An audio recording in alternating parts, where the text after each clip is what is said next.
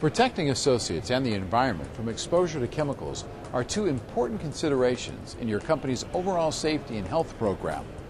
The chemical safety part of the safety and health program is called Hazard Communications, Right to Know, and oftentimes just referred to as HAZCOM. But it's really information you need to know to protect yourself from potential hazards associated with the use, handling, storing, and disposing of chemicals and other hazardous substances. You might associate hazardous chemicals with industrial applications or large spills you see on television, and that would be correct. But chemicals or hazardous substances are everywhere, and they're in your workplace. Now, there's no need to be alarmed. Millions of people work safely around chemicals every day, and so can you. All you need to do is follow the procedures outlined in this program and take personal responsibility for your safety and the safety of those around you.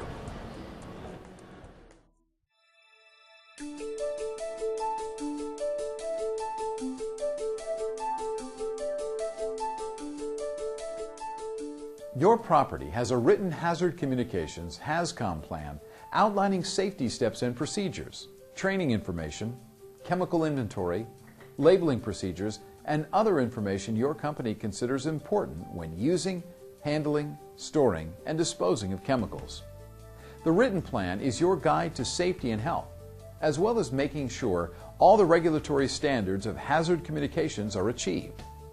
The written plan also identifies the person or persons who are responsible for the chemical inventory, the written procedures, and coordinating the HAZCOM program plan in your organization, as well as properly maintaining all safety data sheets, also known as SDSs. We'll discuss safety data sheets in just a few minutes, but for now, let's take a basic look at chemicals and how they can affect your safety and health.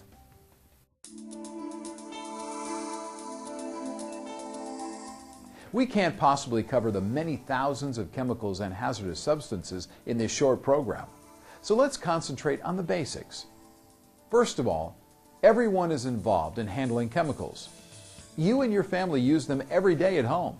Pesticides, cleaning supplies, soaps, detergents, batteries, insect killers, antifreeze in your car, and many others. Just because you use chemicals at work, don't think safety ends when you leave work. Everyone comes in contact with chemicals every day, whether it's at home or at work.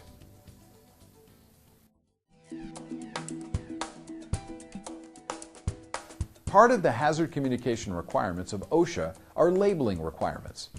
Labels are designed to provide information on chemical contents of a substance or material and also what specific physical and health hazards they present.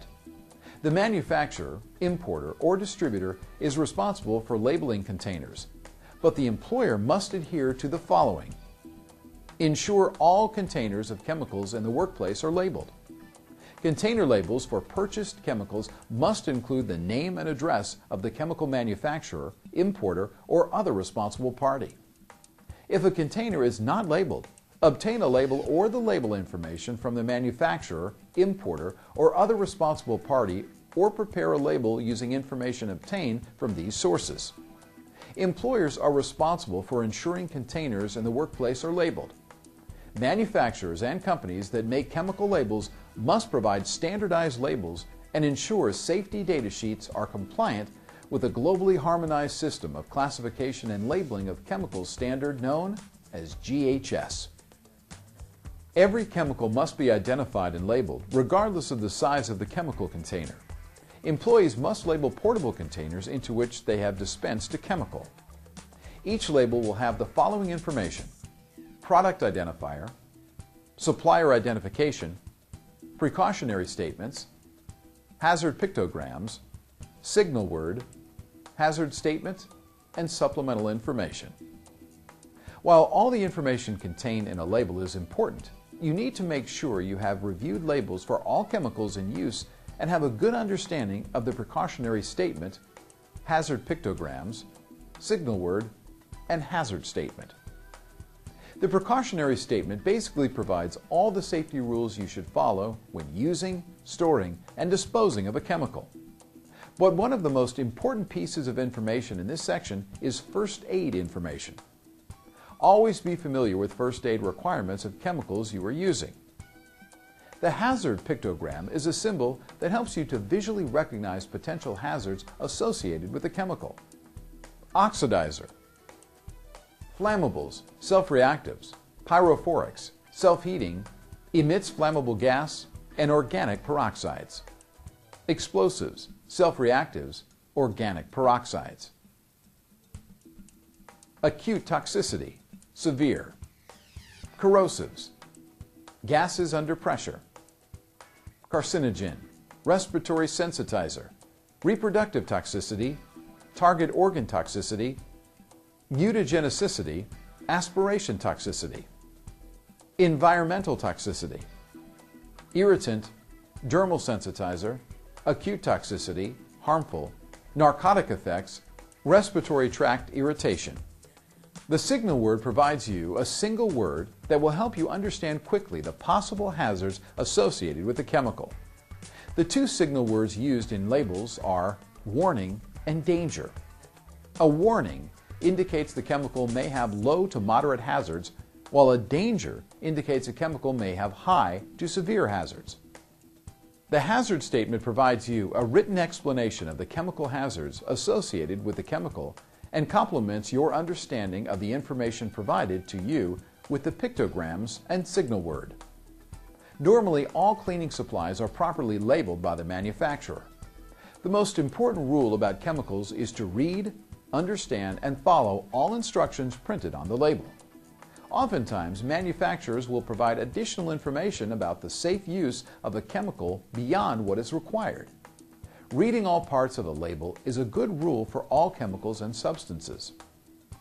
Two of the most commonly labeled chemicals in the workplace are irritants and corrosives, which can cause injury to your skin, eyes, and respiratory system. Also, be aware that sometimes irritants and corrosives are referred to as caustics. Many cleaning and solvent chemicals can be either an irritant or a corrosive. Wear proper personal protective equipment or PPE is needed to avoid skin and eye contact. Make sure your work area is well ventilated or wear a respirator, if required, to avoid inhalation of chemical vapors or mist. Should you have skin or eye contact with a chemical, generally flushing with water for 15 minutes continuously will either dilute or neutralize the chemical to reduce or eliminate its adverse effect. If you have inhaled a chemical vapor or mist, usually removing yourself from the work area to an outside area will help reduce the effects of chemical vapor or mists. If you have had accidental contact with a chemical or inhale vapors or mist, always follow the first aid instructions in the SDS. Also, if you have had physical exposure to a chemical through skin or eye contact or inhalation, it is suggested you consult with a doctor after you have received proper first aid. Also, remember to always report any harmful exposure to chemicals to your manager or supervisor. Again, we need to read, understand, and follow instructions printed on labels to protect ourselves from these potential hazards.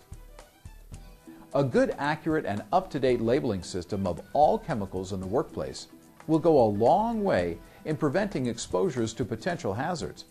But on the other hand, a labeling system won't do any good if you ignore or fail to follow proper procedures. If you see a label you don't understand, or you're not sure exactly what the label says, ask your manager or supervisor. There's no reason to take chances. There are thousands and thousands of chemicals, with many more added each year. Even chemists and chemical engineers don't know all the chemicals or potential hazards of all chemicals. Just like you, they read safety data sheets, labels, and other information to keep informed. You need to keep informed and make sure all chemicals are properly identified and labeled. Can you be sure the chemical container you used yesterday will have the same chemical in it today? You won't know unless the container is properly labeled. Take labeling seriously, and that means following the directions printed on the label. It's just good business, and after all, safety and health is an important issue.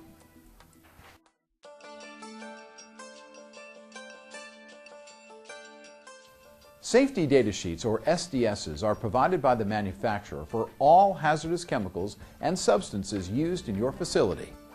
These SDSs are for your use in the event you want more information on the chemicals you're using in the workplace.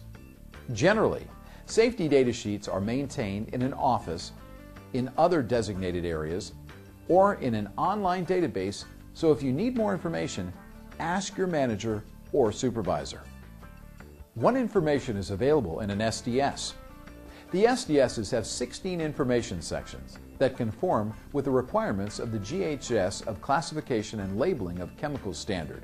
The 16 sections include identification of chemical, hazard identification, composition, information on ingredients, first aid measures, firefighting measures, accidental release measures, handling and storage, exposure controls, personal protection, physical and chemical properties, stability and reactivity, toxicological information, ecological information, disposal considerations, transport information, regulatory information, other information including date of preparation or last revision.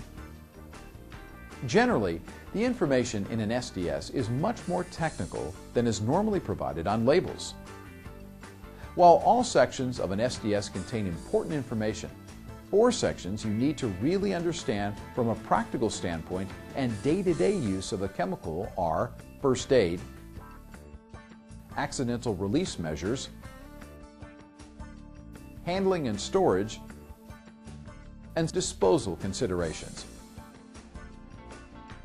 In the event of accidental contact or exposure to a chemical, Section 4, First Aid, will provide you or a doctor helpful first aid and treatment information to reduce the likelihood of injury or illness from exposure to the chemical.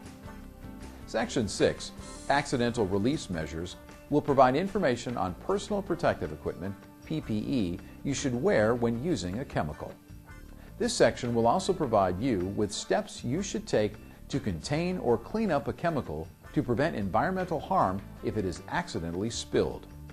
Section 7, Handling and Storage, will provide you information on how to store chemicals to reduce the possibility of fire, combustion, or cross-contamination with other chemicals that could create a harmful atmospheric condition or harm to the workplace or environment.